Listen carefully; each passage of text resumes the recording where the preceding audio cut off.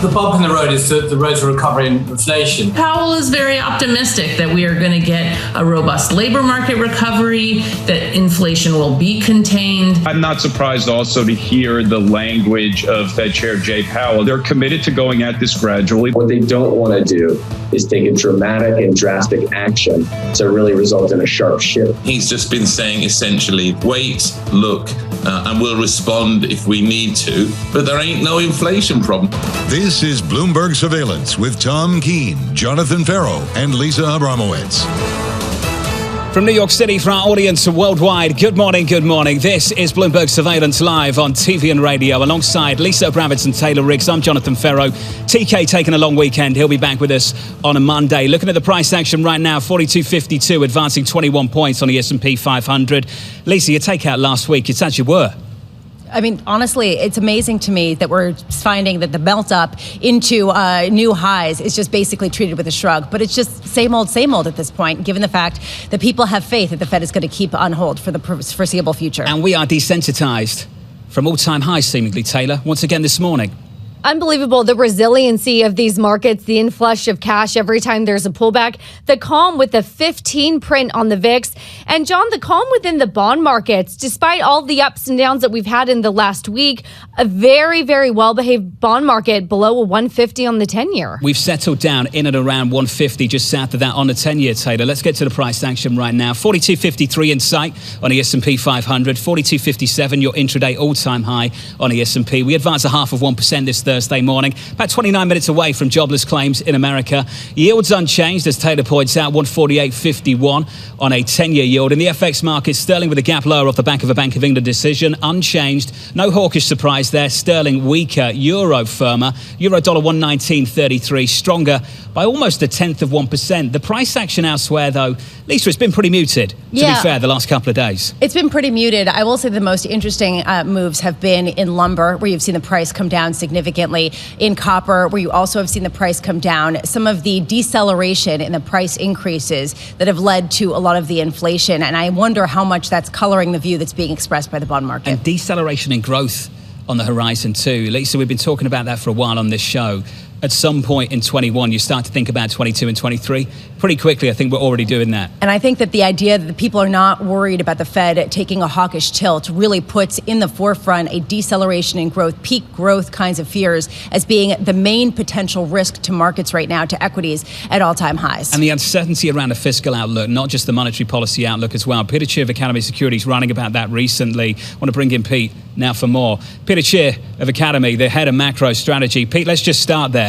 The uncertainty around the fiscal program, the fiscal effort down in Washington, how important is that for what we're seeing play out in this market? I think it's actually incredibly important. When you look at bond yields, right, people have been talking about the impact the Fed has had, but when you started seeing doubt about how big the fiscal stimulus is going to be, that's when you started seeing bond yields come down. So that to me is a concern. I guess there's some hopeful news overnight, but the packages seem smaller and taking longer to implement than I would have liked to see. Though I'm still quite positive on growth, but really the fiscal story is probably as important as what's going on with the Fed and just not getting enough attention. Pete, do you think that's what's holding back this bond market, keeping a lid on things at 148.51 on 10s? Yeah, if you go back 3-4 months ago, I think people were expecting $2 trillion, $3 trillion potentially of long-dated bonds being issued to support a big fiscal stimulus. That's kind of off the table right now, right? We're already down to talking about $1 trillion. The bond market can digest that. So I think it's less supply is helping the bond market, and a little bit of concern that the growth isn't going to be quite as good as they wanted. I think it's going to turn out to be good, but that's being priced in as that doubt right now. So, Peter, when I speak to fund managers and they say that a fiscal stimulus hasn't been priced in yet and that anything would be an upside surprise, is that hogwash?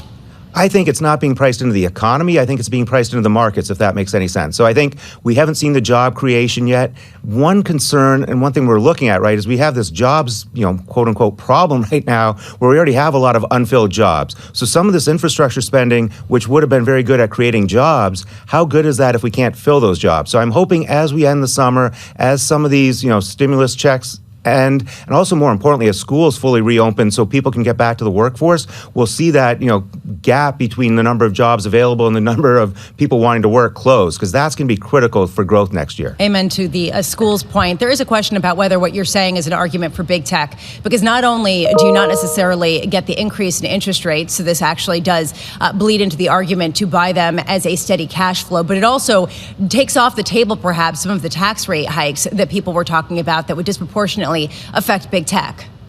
I think the concern I still have is that on big tech, this minimum tax, I think, is the way this administration is trying to go. They're really not going to focus as much on the statutory rate and the effective rate. So I think that could impact big tech. And I think we are going to ultimately start seeing higher yields, because I don't think the inflation's gone away story is at all correct. And I know today people are talking about lumber and all these other things. I think the biggest inflation news is us, as a country going after the China solar providers, right? I think we are going to see more and more scrutiny into supply chains, what our suppliers look like, and we're going to find that either they're not up to our standards in terms of how they treat the employees, how they treat, sustainability, and that is going to be inflationary, whether they increase their costs or we have to find new suppliers. So I think that's the story that's going to drive inflation. And looking at commodity prices is one thing, but that's going to be the long-term inflationary driver, is this push towards ESG and real scrutiny of supply chains. So settle the debate for us. John and I were chatting earlier. My cauliflower rice at Chipotle has gone up 5%. They're raising prices, passing those on to the consumers. Are these one-off events, or is this going to be a series of further price increases, that rate of change that we continue to talk about? I think it's going to be, ongoing. I think when people talk about peak growth, okay, sure, we might hit peak growth, but we might get 6% next year, 5% the year after. That's going to be plenty inflationary. And if this is really tied to job creation and bringing back jobs, this pressure to make everything sustainable, I think you're going to see price pressures along the board. And right now, again, when I look at sustainability, that is one of the reasons I think we're going to see price pressures, is the belief that customers can pay those prices and will pay those prices, right? You like the cauliflower rice, it's very popular. People are going to pay those. So I think that's not a one-time trend. I think this is ongoing. Are we then peak margins?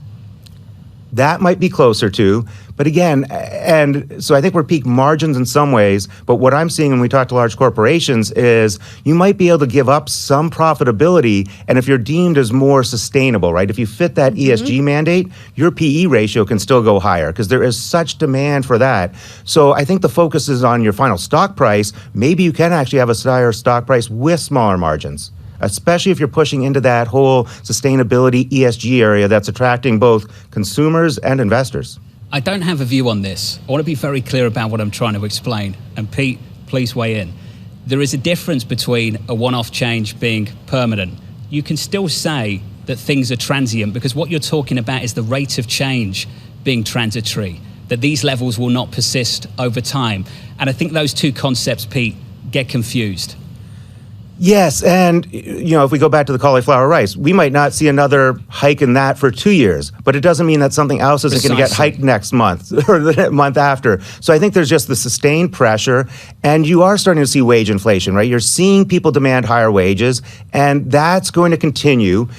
And even when you look at lumber, it's probably still up 20%. So that's a massive, massive gain, right? If you think about 3% inflation as the target, you've just covered still probably 5 years worth of inflation. So let's not get overly, worked up about the current moves. I just think this is going to be very, very persistent. You're going to see prices continue to move up, and it's going to be on the things that we consume. I think that's one of the other big issues that we all face, is how do we actually measure inflation, and what values are worthwhile and what's affecting our day-to-day life. And I would say right now, inflation is off the charts in what most of us actually buy. Let's talk about what it means for credit, Pete, your world. This was from Manny Roman at PIMCO, speaking to us in the last 24 hours. In March 2020, you had real opportunity in high yield and private credit. It's been very good.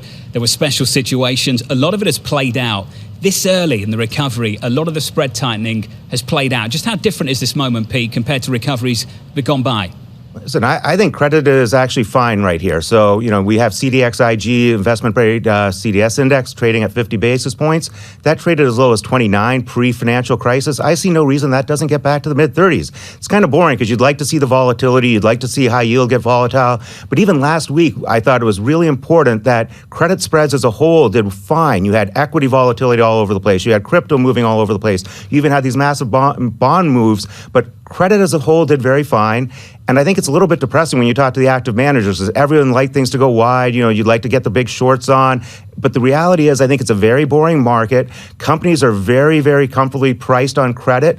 There's so much of an equity buffer for these companies. There's so much money coming into the markets. You're seeing corporations defeasing their pension plans by selling equities to buy bonds. So I think, as almost as dumb as it sounds to say, at 50 basis points, you're supposed to be long credit. Take the summer off and watch it tighten. It doesn't sound sexy. It doesn't sound fun. But I think, sadly, that's the right trade right now. Credit is very, very stable and should continue to grind tighter. Hey, boring is good compared to what people expected to happen. Pete, it's good to catch up. It's good to see you in the studio too. Peter Cheer there, Academy Securities Head of Macro Strategy. Boring is not what people were looking for 9 months ago, Lisa. No, and that is what they have gotten. I will just say, to edify Pete's point, there was a deal that caught my attention overnight. It was a gun accessories maker called Magpul Industries, and they were trying to sell $250 million of debt in order to pay a dividend to their private equity sponsors. They pulled the deal. And yes, this might be because of ESG considerations, but it also is because people are pushing back. This is discretion in markets, even at these really tight spreads. Where are spreads right now?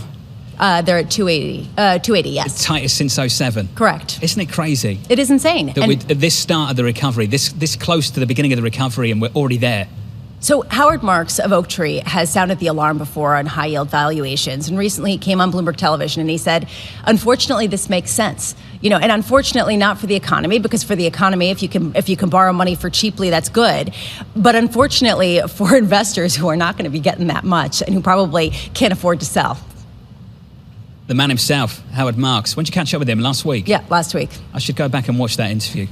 Well, it was interesting to hear how he, who wants to stress opportunities, who wants to talk down valuation, says, look, we can't find a reason for this to sell off, especially with the Fed continuing the easy money policies. And frankly, with the cash flow just rushing in. Yeah.